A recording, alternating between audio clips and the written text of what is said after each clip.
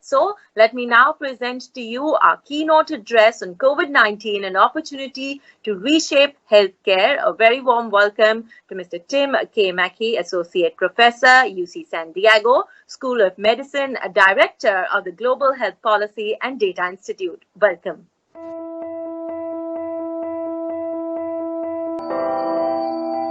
Hi, my name is Tim Mackey, and I'm a current Associate Professor at the University of California, San Diego, the Director of the Global Health Policy and Data Institute, and the CEO and co-founder of the healthcare big data and machine learning startup company, S3 Research LLC. I first want to thank the organizers of the Economic Times Global Digital League for inviting me to present this keynote virtual discussion on why the COVID pandemic represents an opportunity to reshape healthcare in what is now a post-digital age. So as we discussed before, my talk will focus on examining the current and future role of digital health in transforming healthcare and public health moving forward. Having consulted for the World Health Organization in the past, I want to start off with discussing the definition of digital health from an international and global health perspective.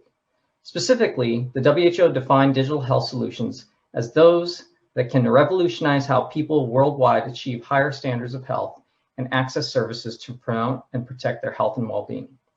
Importantly, this definition makes explicit linkage to the United Nations Sustainable Development Goals, which emphasize the need for achieving shared global goals of sustainability and improved health and well-being with a focus on equity. It is also important to understand that digital health is not monolithic. Instead, there are a wide range of technology modalities in digital health, including mHealth, digital medicine, precision medicine, the quantified self, and telemedicine. We'll discuss how some of these areas of digital health are poised to experience significant growth due to the way COVID-19 is reshaping our interactions with healthcare and as well our broader society. It is important to note that many of these digital health technologies were already advancing at different speeds prior to COVID. This slide shows the Gartner hype cycle, which tracks technology and industry trends through 5 periods of innovation trigger, peak of inflated expectations, trough of disillusionment, slope of enlightenment, and plateau of productivity. As you can see from this first hype cycle that focused on digital healthcare delivery, many frontier technologies such as 3D printing and artificial intelligence are still in this innovation trigger phase, while more mature technologies such as EHRs and patient portals are farther along the hype cycle. Interestingly, even consumer healthcare wearables are categorized as at the peak of inflated expectations, indicating there may be a market correction for some of these technologies moving forward. Even for these health and healthcare providers, we see similar results with certain technologies reaching levels of maturity and others still not being implemented. Digging a little deeper, let's take a look at the different technology typologies that surround digital health. So as mentioned before, there are many forms of technology that can impact healthcare now in the post-digital age. Mobile technology, gamification, sensors, comms, which can also include 5G, IoT, Internet of Things, robotics, social media, which we do a lot of work on in our lab, data visualizations, frontier technologies, as I mentioned before, 3D printing and blockchain being a few examples, virtual reality and augmented reality, and of course, artificial intelligence. However, some of the healthcare goals for these type of technologies are very specific to broader aims to improve healthcare. Those include things like disease diagnosis, prevention and management, and improving patient safety. They also include broad terms of participatory medicines, health equity and access, and they are also impacted by these gray boxes such as cost considerations, data privacy and ethics, the evidence base to support that these digital health interventions actually work, and things like reimbursement and financing that are really important to make sure that these technologies are actually used in the healthcare setting.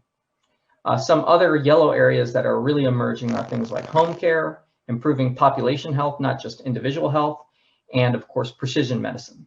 And so the goal of a lot of these technologies is to improve the continuum of care across health behavior, clinical care, and population health. So one of the key questions this leads us to is what will happen with the maturation of these technologies in a post-COVID-19 era. While EHRs and telehealth mark the beginning of the healthcare IT period, more recent widespread adoption of mHealth, big data, and machine learning, and the Internet of Medical Things have marked the beginning of the digital era that is very different from the healthcare IT or informatics era that preceded it. Other frontier technologies such as blockchain, a distributed ledger technology my lab does quite a bit of research on, are still maturing, and it is unclear if COVID-19 will lead to their acceleration or reduction in interest.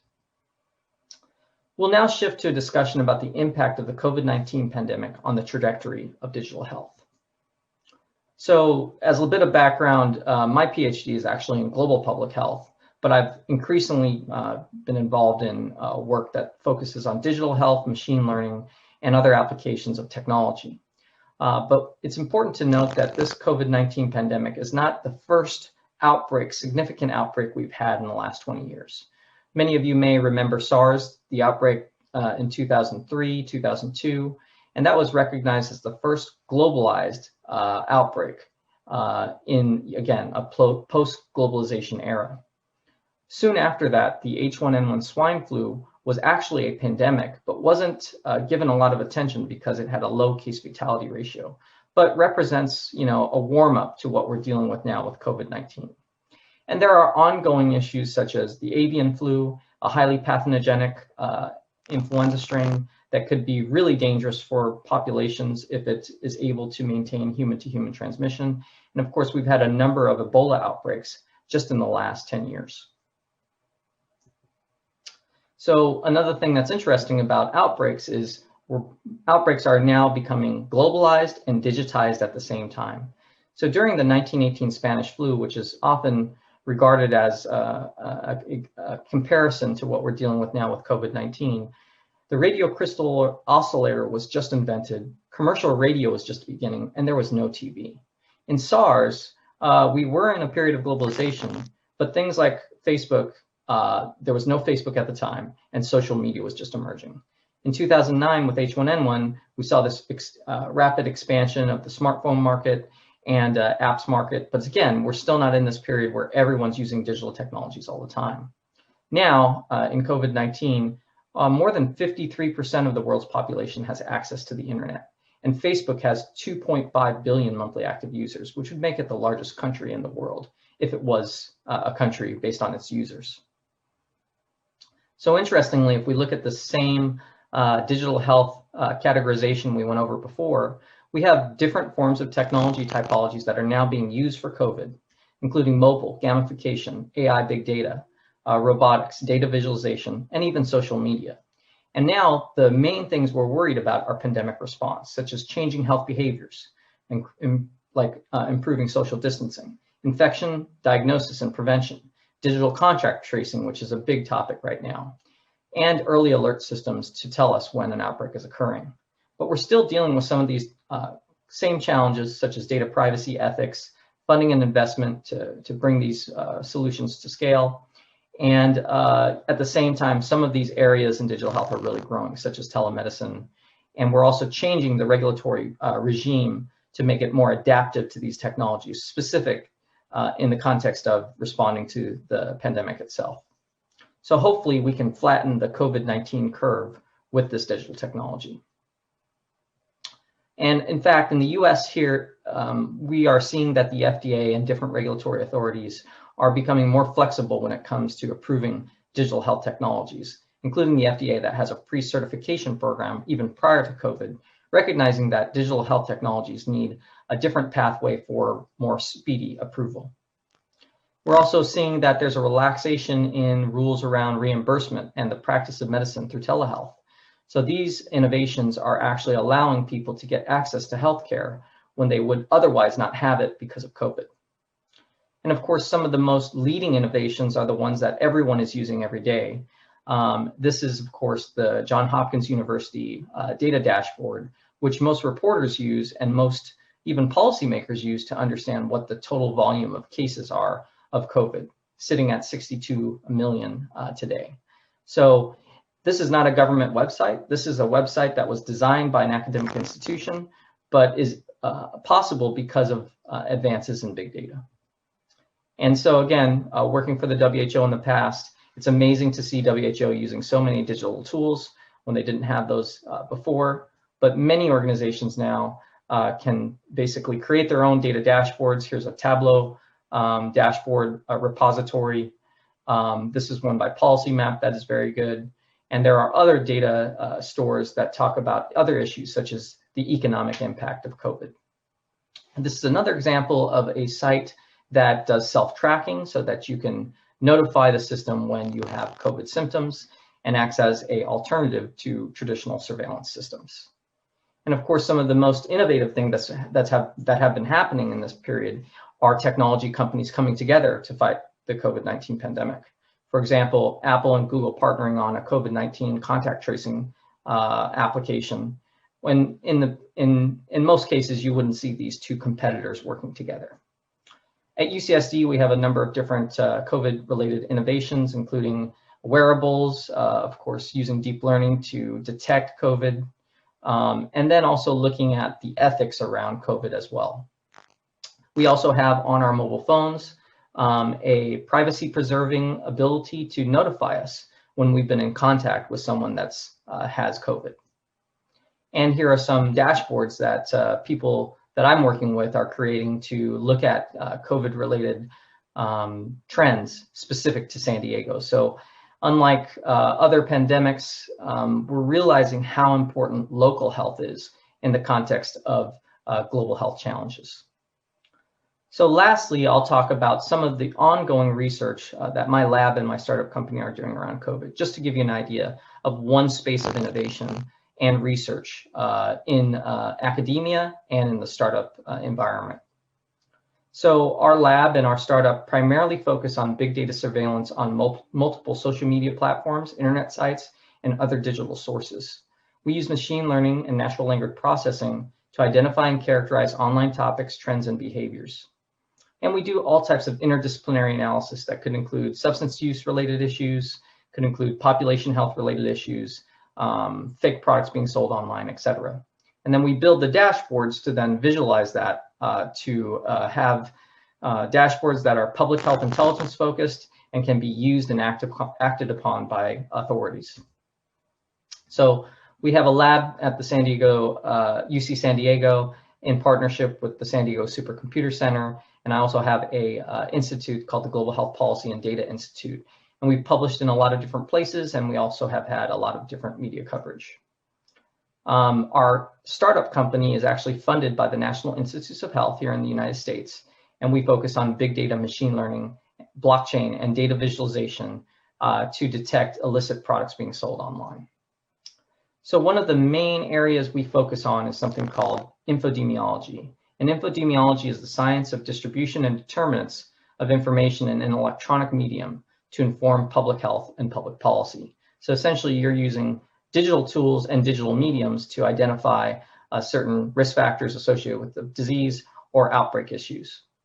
Some of the things we really focus on are, again, COVID-19 frauds and cybercrime, and of course, other things like vaccine hesitancy, misinformation around COVID-19, and other topics that are very, very important to the social dynamics of how we contain the outbreak itself. So here, for example, we did a study at the very beginning of the outbreak looking at Chinese language social media platforms and conversations, seeing how people reacted to the outbreak at its onset in China, in Wuhan City. So as we see from this study, there's a lot of interaction between the type of media that goes out and the way that people interpret it, and then how they act in the real world. We also take a lot of that data and try to identify geospatial, demographic, or economic correlates associated with communities impacted by COVID-19. For example, in this map at the very beginning of the outbreak in March and April, we noticed a lot of conversations on Twitter that were in India, for example, but the case counts there were pretty low. So we didn't have time to further analyze this data, but this could serve as an early warning system to say that there's a lot of media, there's a lot of news, there's a lot of user-generated reports about COVID-19, but perhaps that's not reflected in the number of cases in that country. We also build these visualization tools to figure out what people are saying, where the volume is, if there's any longitudinal trends.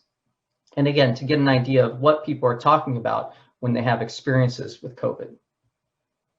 And this is an example of our dashboard where we detected fake products, which I'll talk about in the next slide.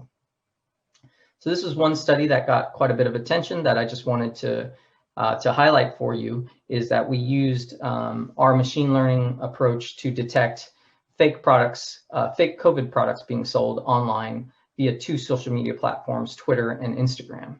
But in fact, we are scanning all types of different forums, different social media sites, and different internet websites to see if they're selling fake COVID-19 products.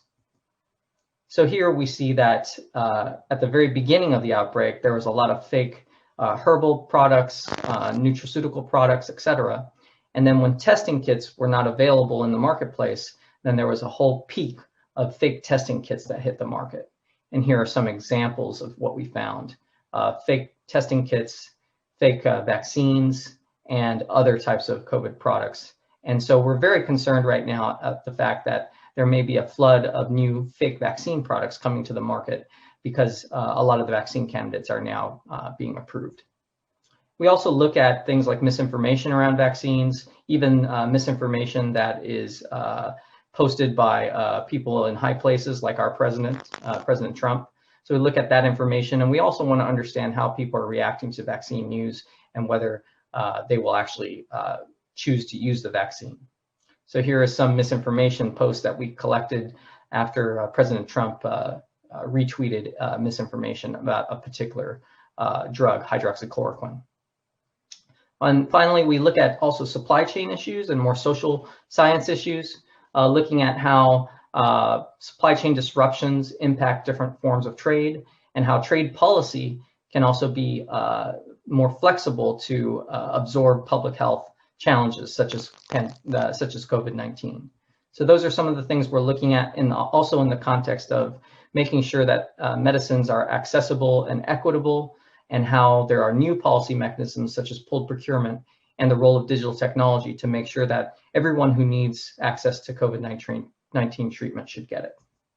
So I'll just leave you with some references around our COVID-19 and blockchain related projects. We've had about 8 papers published on COVID-19 and more to come. Again, digital health is really poised to either transform healthcare as we know it and also bring us through this terrible pandemic we're all experiencing together. So I hope that you all can be safe, healthy, and also see this healthcare industry really rapidly transform, but for the better.